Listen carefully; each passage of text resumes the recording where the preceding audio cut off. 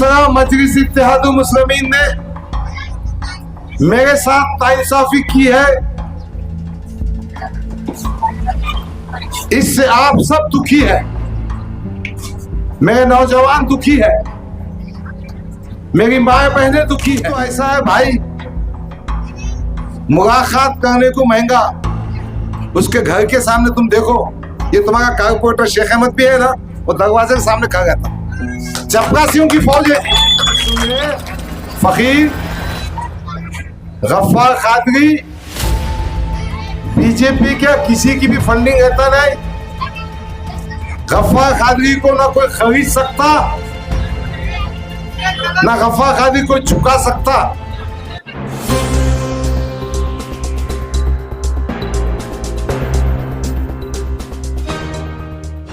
मुन्ना भाई, हमारे प्रोफेसर सोहेल जलील साहब, हमारे रियाज भाई, हमारे इरफान भाई, हमारे नौजवान साथी वसीम भाई, असद साहब और सामने बैठे हुए मेरे नौजवान साथियों, बुजुर्गों, दोस्तों, मैं मेरी इज्जतदार पसे पर्दा बैठकर सुनने गई मेरी माँ बहनों से मुखातिब हूँ। मेरे लिए छोटे छोटे बच्चे, ये मासूम बेटे बेटियां भी अहमियत रखती हैं, क्योंकि मैंने महसूस किया कि यकीनन ये अपने वालिदैन का ज़हन बनाती है। ये जब अपनी माँ से कहती है कि मम्मी, ये जब अपने बाप से कहती है पापा आप साइकिल को ओढ़ दो, तो माँ बाप भी इनकी बात को सुनते हैं। मैं भी एक भाई की हैसियत से, एक बेटे या चचा की हैसियत से आपकी खिदमत में हाजिर हुआ। मेरे कुछ गुजारिशात हैं। आपकी ये बस्ती कई वक्त आया हूँ, आता रहा हूँ, इंशाअल्लाह आते रहूँगा, मगर मेरे दिल में एक ख्वाब है, मेरा एक मकसद है। मेरा मकसद है कि इस बस्ती की कुछ तस्वीर बदलना चाहिए। आज भी इस बस्ती में पीने के पानी की समस्या है, इलेक्ट्रिसिटी का प्रॉब्लम है, ड्रेनेज का मसला है, और ये मसला हल होना चाहिए। मैं आपसे ये कहने के लिए आया हूँ, सियासत जरिया होती है अवाम की खिदमत करने का, ना कि अपना घर भरने का। अगर आप एमएलए बनकर आपके इलाके में अच्छे स्कूल कायम करेंगे तो गरीबों को प्राइवेट स्कूल में ज्यादा फीस भरने की नौबत नहीं आएगी। अगर आपके इलाके में अच्छे अस्पताल आएंगे तो गरीबों को सेहत की तकलीफ नहीं होगी। एक मजलिस के कायद थे और है, अब कब तक रहेंगे मालूम नहीं। एमएलए थे, एमपी बने, एमपी का चुनाव हार गए, अब फिर असेंबली में खड़े हैं। ये चुनाव हारने के बाद हो सकता है कॉर्पोरेशन का चुनाव भी हारेंगे।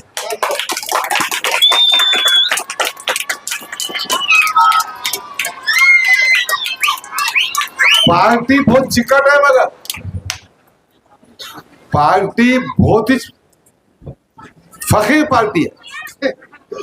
पैसा बहुत कमाया भाई, बहुत अरबों रुपये कमाया होगा।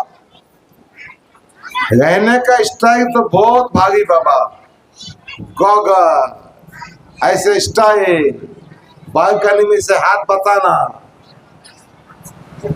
उनके पुट्टे ने जाके लंदन में तालीम हासिल करना, मगर गरीब इंसानों से कोई संबंध नहीं, ना किसका फोन का उठाने का, ना किसकी मदद करने का। फेंकने के बात तो बहुत बड़ा फेंको है, फेंकम फाक का स्पेशलिस्ट है। मैं आपके बीच इसलिए आया हूं कि 2014 में 2019 में जो अपने हल्के से एमएलए चुन के आया है, उसको हम दफन करेंगे, अतुल सावे को हम गाड़ेंगे। मैं आपसे मदद मांगने आया हूं कि भारतीय जनता पार्टी को ये नाथूराम गोडसे की जो औलाद है अतुल सावे को हम खत्म करेंगे, और उस खत्म करने के काम में आपकी मदद चाहिए। मैं पूरी जिम्मेदारी से कहता हूं, जिस तरह मजलिस इत्तेहादुल मुस्लिमीन ने मेरे साथ नाइंसाफी की है, इससे आप सब दुखी है, मेरे नौजवान दुखी है, मेरी माए बहनें दुखी है, मेरे बुजुर्ग दुखी है।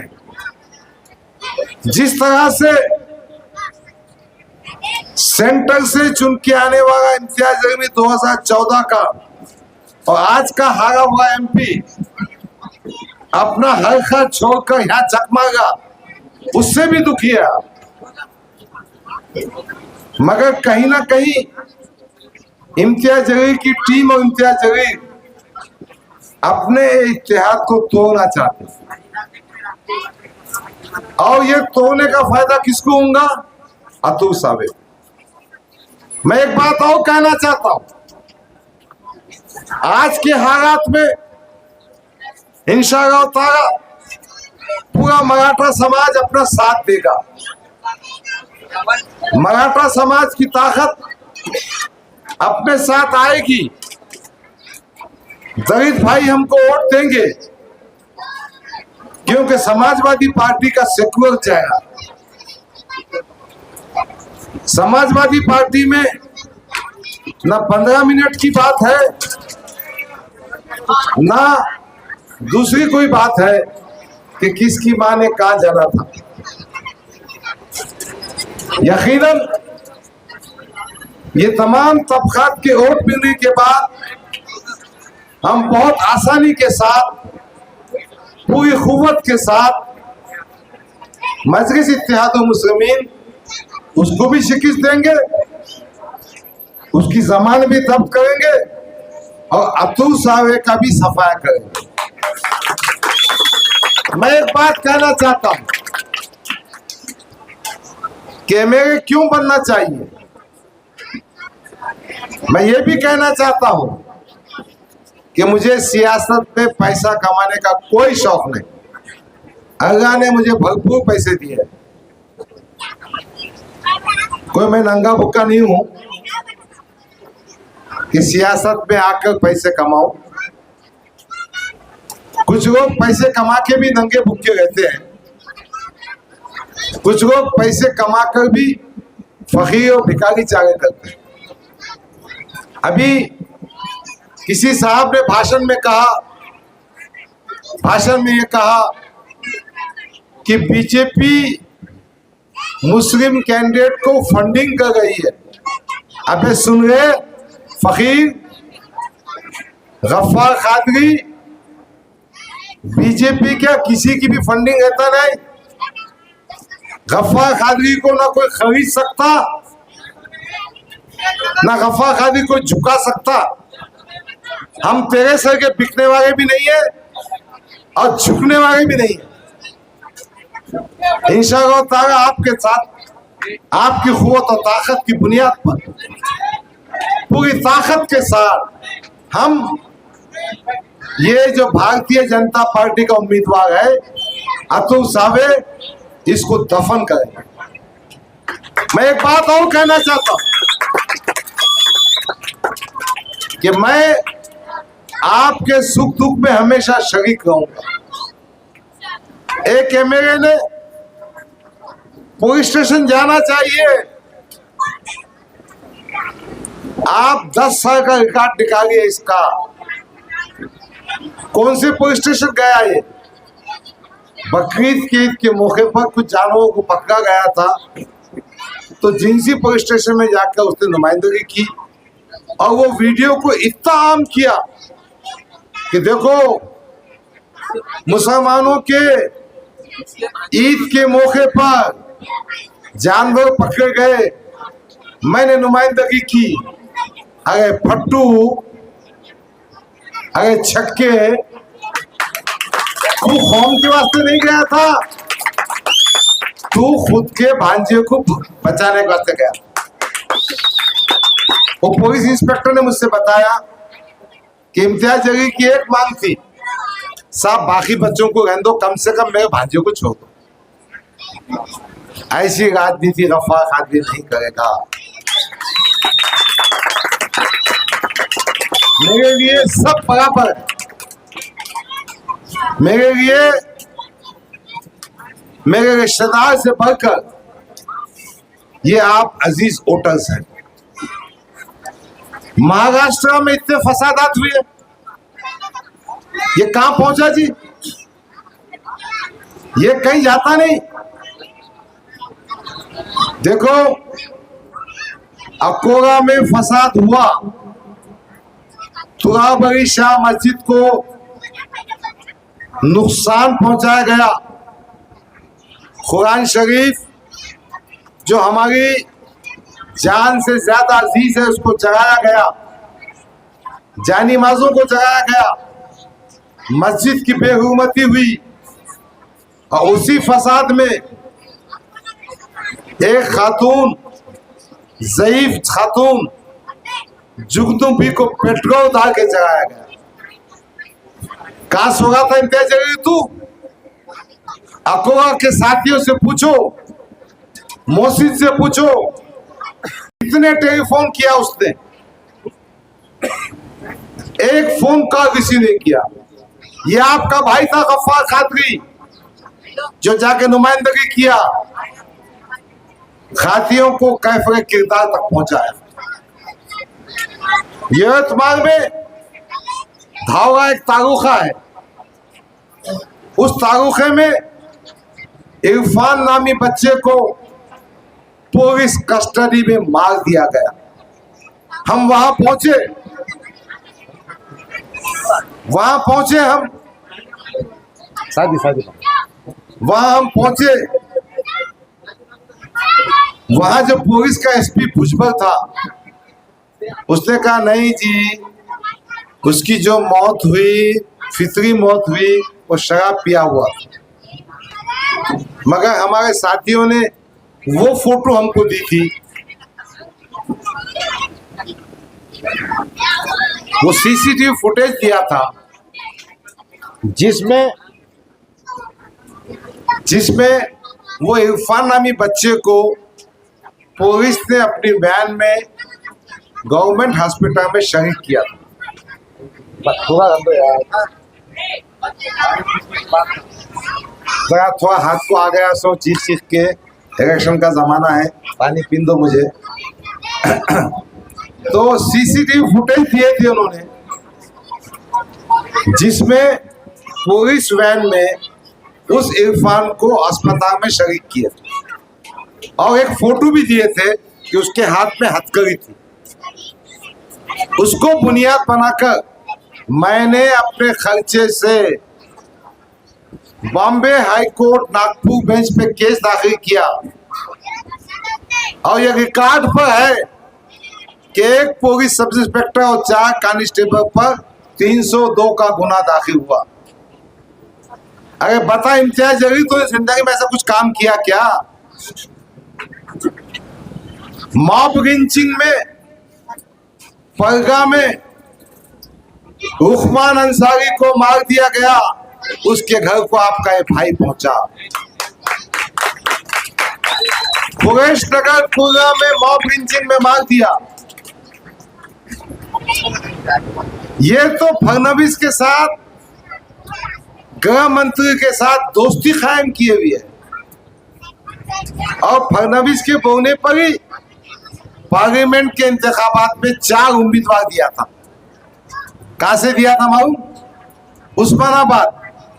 वहां पार्टी की ताकत कुछ भी नहीं है, एक भी नगर सेवक नहीं है।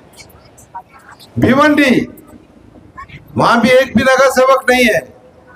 साउथ सेंट्रल बॉम्बे, वहां एक नगर सेवक था, वो शिंदे सेना में जा चुका। पूना, एक भी नगर सेवक नहीं है। यानी 4 पार्लियामेंट के हलकों में 2024 में जहां पार्टी की कोई ताकत नहीं, आपने उम्मीदवार दिए। क्यों दिए भाई?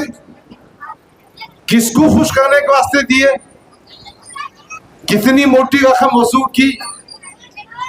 तो मेरा मानना और कहना यह है कि ये व्यापारी है, ये मांडोरी प्लेयर है, ये पाखंडी है, ये वसूली मास्टर है। और आज यहाँ भी गफ्फार कादिर को हराने के वास्ते आया है और अतुल साहब को जिताने के वास्ते। पैसे में सब बिकता हो। अभी एक वीडियो वायरल होगा, आपने सुना होगा। इसने एक स्टेटमेंट दिया था, मैं वैजापुर से चुनाव लड़ रहा हूं। आप क्यों मुंह बंद करके बैठा? चुनाव क्यों नहीं लड़ा? वहां से महाविकास अघाड़ी का जो उम्मीदवार है परदेसी, उसका वीडियो आउट हुआ। वो वीडियो में बोला, वो त्या इम्तियाज जलीने माझ्याकडून 5 कोटी रुपये घेतले, नंतर फॉर्म भरला नाही। अब गवर्नमेंट भी फडणवीस की है, इनके पप्पा है ना, वो पप्पा है कि उसके पास नौकरी करते मुझे मालूम नहीं, कि झाड़ू मारते मुझे मालूम नहीं, मगर मैं मौजी अंदाज में कह रहा हूं उनके पप्पा है। गुना नोन करना चाहिए ना। और दूसरों को बोला कि इनकी फंडिंग है, उनकी फंडिंग है। इम्तियाज जलील, आज मैं 66 साल का हूं। शहर में एक आदमी बता दो, महाराष्ट्र में एक आदमी बता दो, हिंदुस्तान में एक आदमी बता दो कि मैंने मामलात पे कभी बेईमानी की होंगी। मैं अल्लाह को गवाह कर कह रहा हूं, मामलात में, लेन देन में अल्लाह ने मुझे माफ रखा है, साफ रखा है। यह अल्लाह का एहसान है। अबे तू पत्रकार था, 2-2 हजार रुपए लेता था, अभी तेरे को ज्यादा लॉटरी लग गई। हमारे मेहनत की वजह से, वंचित बहुजन आघाड़ी की वजह से तू खासदार बना, प्रदेश का अध्यक्ष बन गया, टिकटा बेच रहा, टिकटा खरीद रहा, पैसे कमागा और शानपने और मस्ती में आ गया। और तकब्बुर तो ऐसा है भाई, मुलाकात करने को महंगा। उसके घर के सामने तुम देखो, ये तुम्हारा कारपोरेटर शेख अहमद भी है ना, वो दरवाजे के सामने खा गया था। चपरासियों की फौज है। अच्छा, ये भी बेटे, ये भी ऐसे कारपोरेटर है, चपरासी बन के खुश है जी। दूसरे भी दरवाजे के सामने चक्कर मारते खा गए थे, उसके जूते उठा के खुश है।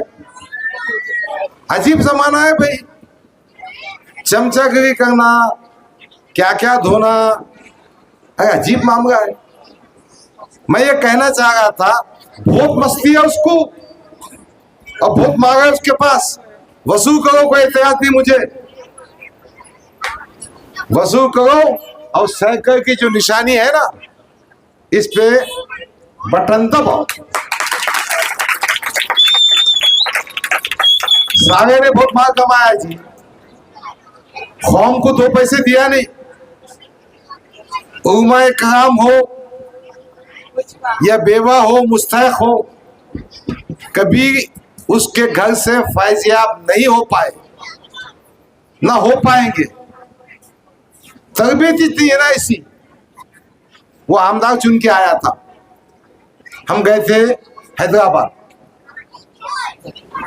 उसके मामू के मकान पे खाने की दावत थी। मैं खाना खाते बैठा, उसको बोलते गुड्डू, गुड्डू देखो हिंदुओं के वोट बहुत दे होंगे, बस देखते हैं क्या बोलना चाह रहा। तो गुड्डू तू डांडिया कितने अच्छे खेलता था वो, और गणपति में कितने अच्छे गाने गाता था। अब जिसकी तरबियत ही जैसी है, गणपति में गाना गाना और डांडिया खेलना, उसको क्या समझेगा। मैं अपनी बात को मुख्तसर करते हुए यह कहना चाहता हूं कि आज मैं आपके बीच इसलिए खड़ा हूं कि मुझे ताकत दो ताकि मैं आपके बस्तियों में अच्छे काम कर सकूं, आपके बच्चों का मुस्तकबिल बना सकूं, इंतजामिया में आपकी नुमाइंदगी कर सकूं और आपकी ताकत के बलबूते पर अतुल सावे को दफन कर सकूं और इस क्षेत्र का विकास कर सकूं। हमारे बीच हमारे बड़े भाई उम्र में छोटे मगर भाषण में बड़े हैं, इसलिए बड़े भाई कह रहा हूं। नसीम सिद्दीकी आए हुए हैं, वक्त बहुत कम है, बिना ताखीर मैं मोहतरम नसीम सिद्दीकी साहब को दावत देता हूं कि वो आपको